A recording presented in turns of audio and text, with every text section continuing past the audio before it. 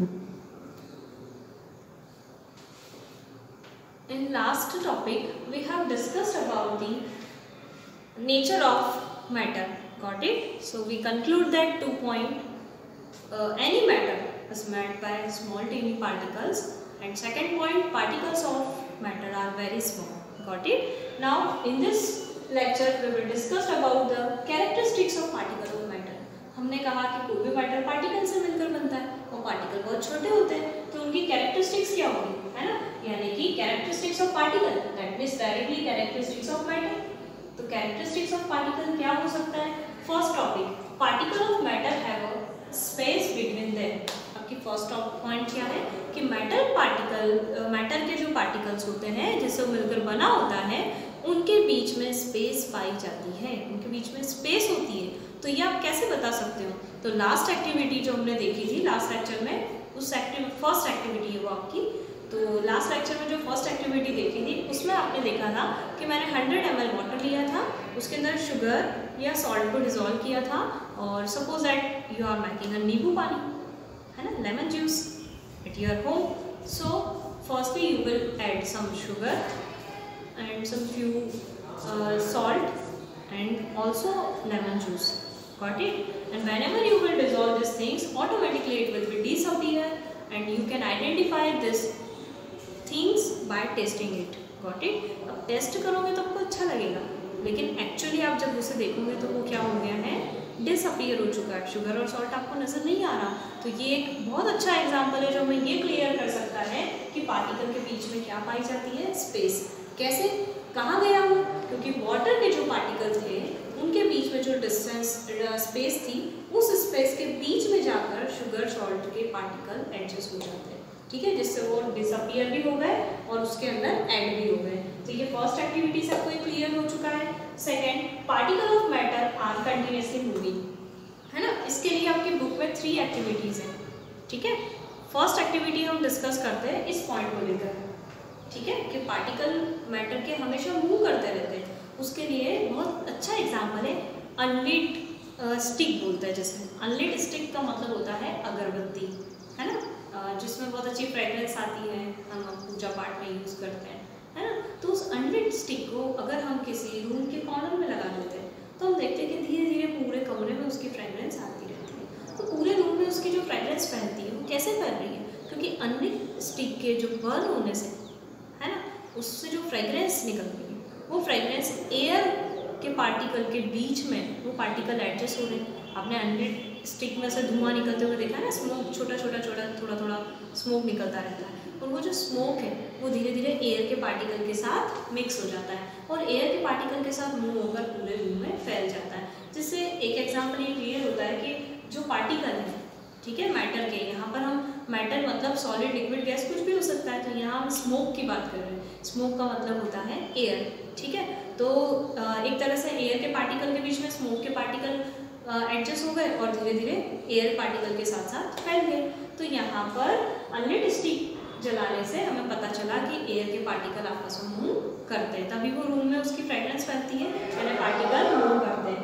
Third, इसी की second activity अगर आप देख सकते हैं कि आप किसी छोटे छोटे 2 बीकर लीजिए, एक में दोनों में आप हाफ समथिंग हाफ, है ना, वाटर फिल कर देंगे दोनों बीकर में, और हाफ ऑफ वाटर फिल करने के बाद एक बीकर के अंदर आप रेड या ब्लू इंक की कुछ ड्रॉप डाल दीजिए और सेकंड बीकर के अंदर आप हनी डाल दीजिए.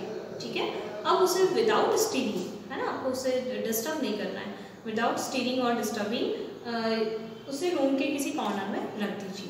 ओके, फ्यू आवर्स के लिए. अब जैसे ही आपने उसे कुछ टाइम के बाद देखा, फ्यू आवर्स के बाद देखा, तो आपको दिखेगा कि धीरे धीरे जो वाटर था वो कम्प्लीटली ब्लू या रेड कलर जो इंक ड्रॉप हमने डाली थी उससे कवर अप हो चुका है. पूरे वाटर का कलर ब्लू हो चुका है या रेड हो चुका है. Got it. नाउ हनी भी पूरी तरह से वाटर में डिजॉल्व हो चुका है, जिसका टेस्ट करके आप पता कर सकते हैं. Got it. सो यहाँ पर हमने लिक्विड की बात की. इंक और हनी दोनों एक लिक्विड फॉर्म में होते हैं और उसे हम वाटर में डिजॉल्व करते हैं, तो हमने देखा कि वो पार्टिकल लगातार उस पूरे वाटर के अंदर उसका कलर चेंज हो चुका है, वो ब्लू हो चुका है, वो रेड हो चुका है. इसका मतलब ये होता है कि जो इंक के पार्टिकल थे पूरे वाटर में डिजॉल्व भी हो चुके हैं और पूरे वाटर में प्रॉपरली मूविंग कंडीशन कंडीशन में भी है, यानी मूव कर रहे हैं। ठीक है, तो ये इसी पॉइंट का सेकेंड एग्जाम्पल था। थर्ड एक्टिविटी से आप पता कर सकते हो, जो हमने लास्ट टाइम अभी डिस्कस की, लास्ट लेक्चर में डिस्कस की थी, जिसमें क्या होता है कि जब आप किसी भी कॉपर सल्फेट, आपको पता है ना, मैंने शायद क्लास में भी आप लोगों को दिखाया था, कॉपर सल्फेट के जो क्रिस्टल होते हैं ब्लू कलर के होते हैं, या फिर अभी लास्ट एक्टिविटी में जो पोटेशियम परमैंगनेट की बात की थी उसके क्रिस्टल होते हैं पिंक कलर के। उसको जब आप किसी वाटर में डिजोल्व करते हो तो आपने देखा होगा कि पार्टिकल पूरे वाटर के अंदर डिजोल्व हो जाते हैं और उसका कलर चेंज कर देते हैं। ठीक है, लास्ट एक्टिविटी में हमने देखा था कि हमने पोटेशियम परमैंगनेट को जैसे ही अंदर ऐड किया तो वो पूरे वाटर का कलर पिंक कलर हो गया। उसी तरह जैसे ही कॉपर सल्फेट को हम ऐड करेंगे तो पूरे सॉल्यूशन ब्लू कलर का बनेगा। इसका मतलब ये है कि वो पार्टिकल हमेशा उसके वाटर के अंदर मूव करते रहते हैं, तभी पूरे वाटर को उसने ब्लू या पिंक बना दिया।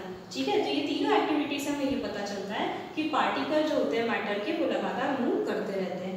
ठीक है, थर्ड एक्टिविटी है particles of matter attract each other, यानी कि कोई भी पार्टिकल है वो हमेशा एक दूसरे को अट्रैक्ट करते हैं। ठीक है, यानी जैसे वाटर है तो सारा वाटर एक साथ कैसे चलता है, हमने देखा है कि जब वाटर फ्लो करता है यानी कि वाटर के जो पार्टिकल है वो अपने पास वाले दूसरे पार्टिकल को अपने साथ अट्रैक्ट करते हुए उसका एक फ्लोएशन बनाते हैं। ठीक है, कोई सॉलिड स्ट्रक्चर है, सपोज दैट इज चॉक, तो चॉक के सारे पार्टिकल जो होंगे वो अपने पास वाले दूसरे पार्टिकल को भी क्या कर रहे हैं, अट्रैक्ट कर रहे हैं। यानी कि सॉलिड के पार्टिकल के बीच में अट्रैक्शन बहुत ज़्यादा होता है, इसलिए सॉलिड में पार्टिकल टाइटली पैक्ड होते हैं। उसी तरह लिक्विड के पार्टिकल के बीच में भी अट्रैक्शन फोर्स है, एक दूसरे को अट्रैक्ट करते हैं, बट वो अट्रैक्शन फोर्स सॉलिड के कंपैरिजन में क्या है, कम है, इसलिए वाटर इजीली मूव तो कर लेता है। ठीक है, पार्टिकल के बीच में फोर्स कम है यानी वाटर को हम ब्रेक भी कर सकते हैं इजीली, बट हमेशा फ्लुएंसी में तो रहेगा। तो फ्लुएंसी किसके कारण होती है, जो आगे वाले पार्टिकल है वो पीछे वाले पार्टिकल को अपने साथ अट्रैक्ट करते हुए फ्लो करवाते रहते हैं। उसी तरह एयर पार्टिकल की बात करते हैं तो एयर के पार्टिकल के बीच में अट्रैक्शन फोर्स बहुत ही कम होता है, लेकिन होता ज़रूर है। क्यों? क्योंकि अगर ऐसा होता तो आधी जगह या आधी स्पेस पर एयर ही नहीं होती, वैक्यूम ऑटोमेटिक क्रिएट हो जाता और आधी प्लेस पर एयर होती है ना। तो ऐसा पॉसिबल है कि एक ही रूम के अंदर एक कॉर्नर पूरी तरह से एयर विदाउट एयर और एक कॉर्नर एयर वाला है ना, ये पॉसिबल नहीं। क्यों? क्योंकि एयर के पार्टिकल भी अपने पास वाले दूसरे पार्टिकल को अट्रैक्ट करते हैं और इस तरह कंप्लीटली साथ में मूव करते हैं। ठीक है, तो इस तरह थर्ड टॉपिक से आपको क्या डिस्कस क्लियर होता है कि जो मैटर के पार्टिकल है वो हमेशा एक दूसरे को अट्रैक्ट करते हैं। तो फाइनली सेकेंड टॉपिक के लिए 3 एक्टिविटीज है आपके बुक में। ठीक है, कि मैटर पार्टिकल कंटिन्यूसली मूव करते रहते हैं। इसका एक और सॉल्यूशन ये निकलता है कि मेटल के पार्टिकल्स के बीच में कौन सी एनर्जी होती है, अगर वो मूव कर सकते हैं दैट मीन्स उनके अंदर काइनेटिक एनर्जी होती है। और जब भी हम इस पार्टिकल का टेम्परेचर बढ़ाएंगे, इस मैटर का टेम्परेचर बढ़ाएंगे तो उनके पार्टिकल के बीच की काइनेटिक एनर्जी बढ़ जाती है। ठीक है, और काइनेटिक एनर्जी बढ़ना, वाटर के पार्टिकल की काइनेटिक एनर्जी बढ़ जाती है। ठीक है, और आपको पता होगा कि वाटर के पार्टिकल एक दूसरे के बीच में स्पेस बनाकर डिसॉल्व नहीं हो जाते। ठीक है, किसी भी मैटर के पार्टिकल हैं वो, जैसे वाटर के अंदर हमने शुगर या सॉल्ट को ऐड किया था तो उन्होंने क्या किया था, अपनी स्पेस बना ली थी, वाटर के पार्टिकल के बीच में डिसॉल्व हो गए थे। तो इसका मतलब ये होता है कि मैटर के पार्टिकल आपस में इंटरमिक्सिंग भी कर सकते हैं, आपस में डिसॉल्व भी हो सकते हैं। जैसे अनलिट स्टिक का जो स्मोक था वो पूरी एयर में डिसॉल्व हो चुका, इंक को वाटर में डिसॉल्व किया तो वो इजीली डिसॉल्व हो गई। यानी कि एक मैटर के पार्टिकल दूसरे मैटर के पार्टिकल से इंटरमिक्सिंग हो सकते हैं, जिसे हम कहते हैं डिफ्यूजन। क्या कहा जाता है उस टर्म को? डिफ्यूजन। आप लोग इसे अपने माइंड में जरूर रखिएगा, इंटरमिक्सिंग।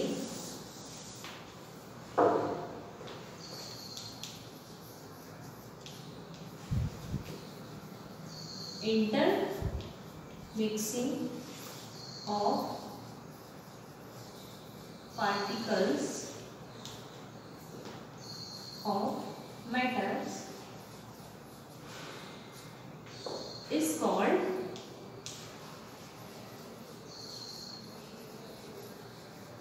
डिफ्यूजन। ठीक है, इसे हम डिफ्यूजन कहते हैं जब पार्टिकल आपस में मिक्स हो जाते हैं। Got it? सो आज हमने इसके बारे में पूरी तरह से डिस्कस कर लिया कि मेटल के किसी भी मेटल के पार्टिकल की कैरेक्टरिस्टिक्स क्या होती है। तो कैरेक्टरिस्टिक्स क्या होती है? फर्स्ट वन, उनके बीच में स्पेस पाई जाती है। सेकेंड वन, पार्टिकल हमेशा मूविंग रहते हैं, कंटिन्यूसली मूव करते हैं, यानी कि they have a kinetic energy. And third one, particle of matter attract each other. Got it? And in next lecture we will discuss about the types of matter, है ना, which you have already studied in last classes, that is solid, liquid and gas. Okay. Then we will further describe all three types of matters, solid property, है ना, and properties of liquid and properties of gaseous. Okay. If you have any doubt related to this topic, so you can ask me. Okay, thank you.